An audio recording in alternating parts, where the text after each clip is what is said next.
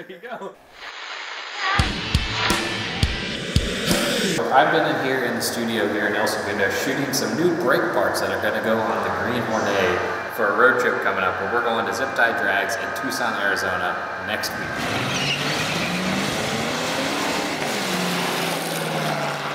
Disc brakes are far superior to drum brakes because drum brakes hold in all the heat.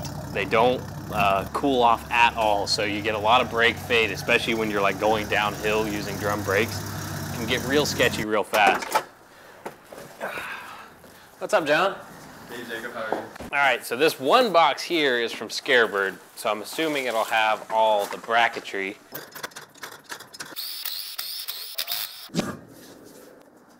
Does this lug nut indeed thread onto the new hub? It's one of those moments that you're just like, the little things have to come together. Got 9-inch drums, no power assist, and I've been driving on only front brakes. Look at that. It's garbage. If only it were that easy. So they're about the same size as far as diameter goes, but you know, these have built-in ventilation and stuff to keep them way cooler, and they're way easier to work on because a lot of people don't even understand how drum brakes work. They think there's a lot of witchcraft and sorcery happening in here.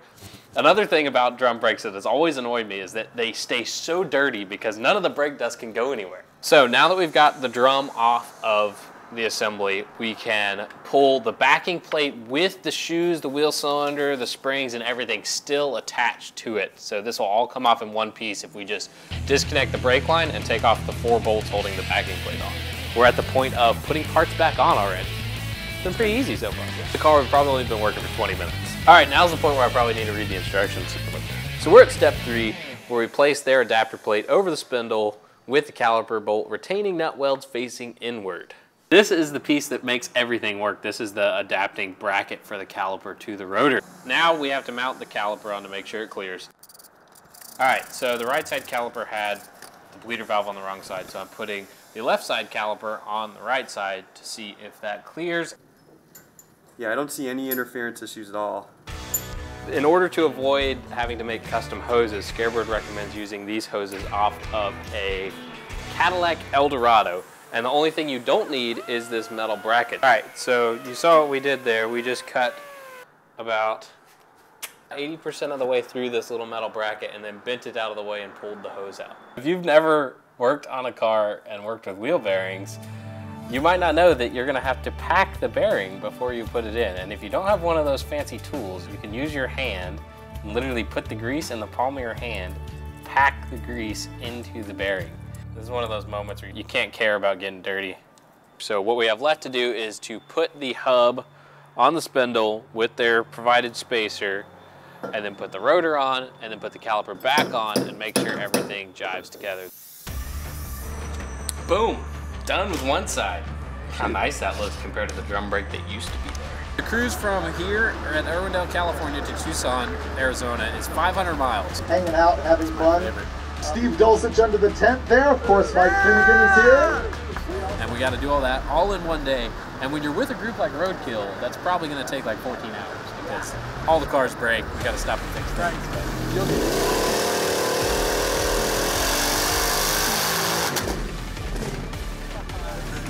We convinced Steve to do a burnout, and then something went wrong in the transmission. Transmission fluid went everywhere. Park is drive. Oh no! Reverse is drive. Neutral is drive. I don't know why. We get away with so much stuff, but this time, I think it's going down. Yeah, this one's a little over the top. Yeah. I think what will happen is we'll get pulled over, and all he'll say to us is those zip ties are blocking the numbers in the license. Yeah, that's possible. All right, well, good luck, guys. We'll see you in Tucson. Cool. So they took a crew cab, like Chevrolet, and tore the whole body off and put the engine behind the seats and built a cage on it. I mean, they're not going to be the same people they are now when they get to Tucson. He's got 730 horsepower. I have maybe 150. But my car fits in way better with this group. So I'm interested to see what the fans think. People are walking right around it. So let's put them side by side and see who likes what. Do they like the $1,300 station wagon or the $75,000? $75,000? Yeah, really expensive.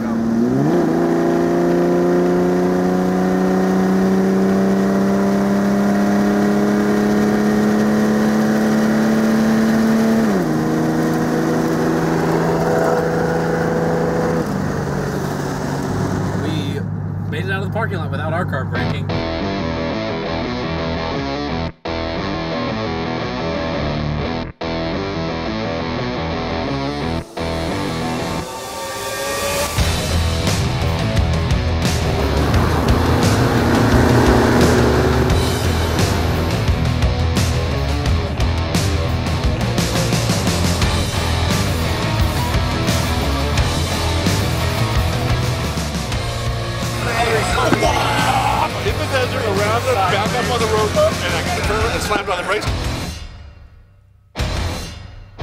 So we're here at Zip Tie Drags in Tucson, Arizona, Saturday, the actual day of the event for us, and we brought out 2 cars. So we're gonna introduce you to the beast and the not so beast. So this is the 2017 Saleen, 730 horsepower. It's got a 3.2 Kenny Bell on it. That's on top of a Coyote. It's really fast. The paint is from the 87 Saleen car that won the SCCA championship. And this is actually P001, the first one. This is a very different machine than what we just looked at. All right, so I brought out my 1972 AMC Hornet Sportabout, known as the Green Hornet, powered by a direct port injected inline 6. And we're gonna see what it does on the bottle here.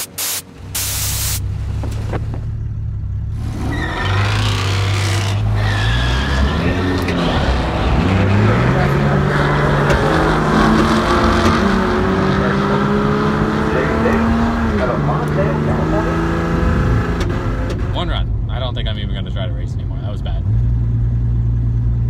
Saleen wins by a lot.